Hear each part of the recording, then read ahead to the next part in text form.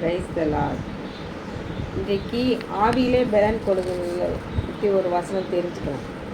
அந்த பிள்ளை வளர்ந்து ஆவியிலே பலம் கொண்டு இஸ்ரவேலுக்கு தன்னை காண்பிக்கும் நாள் வரைக்கும் வனாந்தரத்திலே இருந்தான்.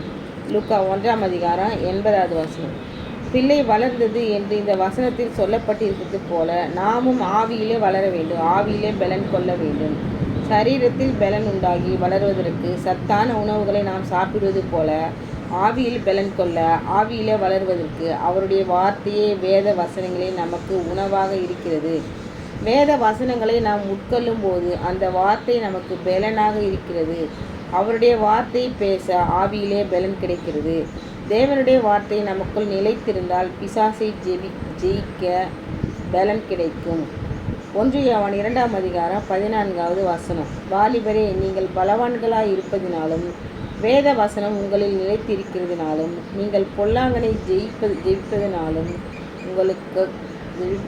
உங்களுக்கு எழுதியிருக்கிறேன். நாம் ஜெயம் கொள்ளுவதற்கு வேத வசனம் நமக்கு பலனாயிருக்கிறது.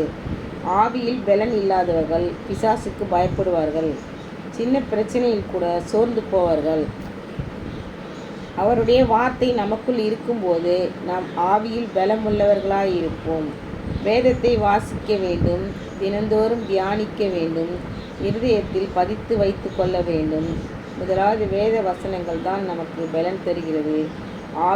ஆவிக்குரிய ஜீவியத்தில் வளர உதவி செய்கிறது. நாமும் தினந்தோறும் வேத வசனங்களை படித்து தியானித்து ஆவியிலே நம்ம பலன் கொண்டு வளர பரிசுத்த ஆவியானவர் நமக்கு உதவி செய்வாராக.